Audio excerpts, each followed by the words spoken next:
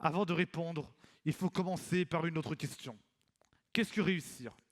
Pour certaines personnes, réussir, c'est avoir beaucoup d'argent, être connu, avoir du pouvoir.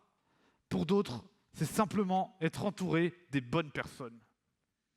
Au fond, chacun a sa propre définition de la réussite. Mais dans ce sujet, il y a un autre mot à définir, la différence. La différence, c'est ce qui nous distingue, ce qui fait que nous ne sommes pas tous identiques. Enfin, il y a cette idée de clé. Une clé, ça sert à ouvrir une porte. Alors la question devient presque concrète.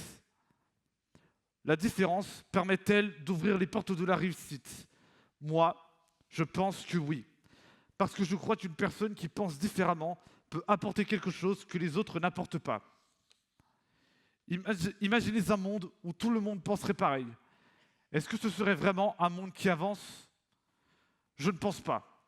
Dans le monde de l'entreprise, par exemple, des profils capables d'une autre vision sont recherchés. C'est ce que le livre Mad Skills de Sabrina Menaria explique. Que certaines différences sont précisément des compétences recherchées. Et c'est aussi ce que disait Steve Jobs avec son Think Different. Ce n'était pas juste du marketing. Mais la réussite ne concerne pas seulement l'entreprise. Le plus important, c'est d'abord la réussite personnelle. Pour moi, réussir, c'est parvenir à être soi-même.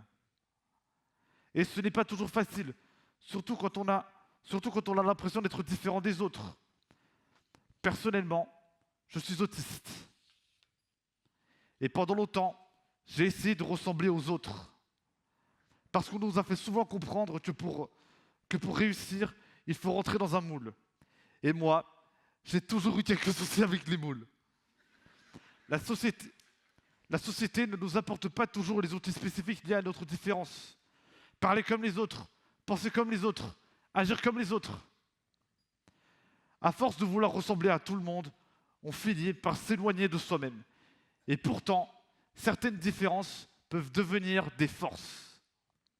Dans mon cas, comme cela arrive chez certaines personnes autistes, j'ai développé un intérêt spécifique pour la langue anglaise.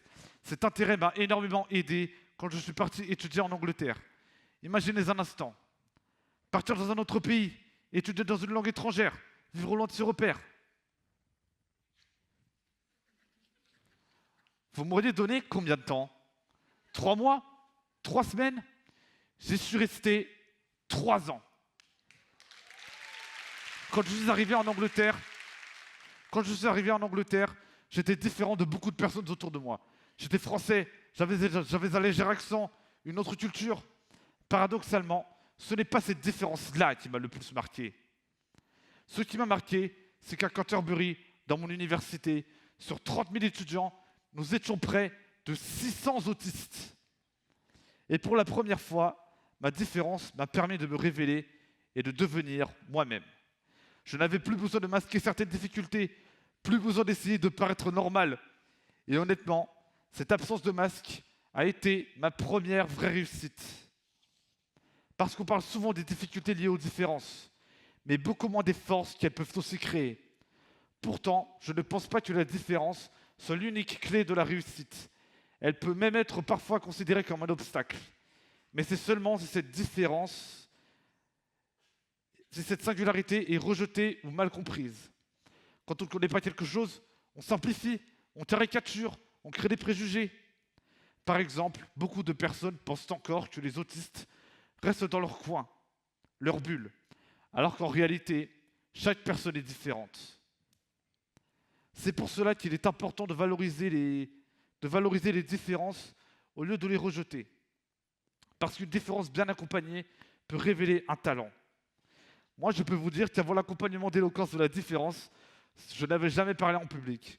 Donc si je suis là aujourd'hui, c'est soit grâce à Mélik, soit entièrement de sa faute.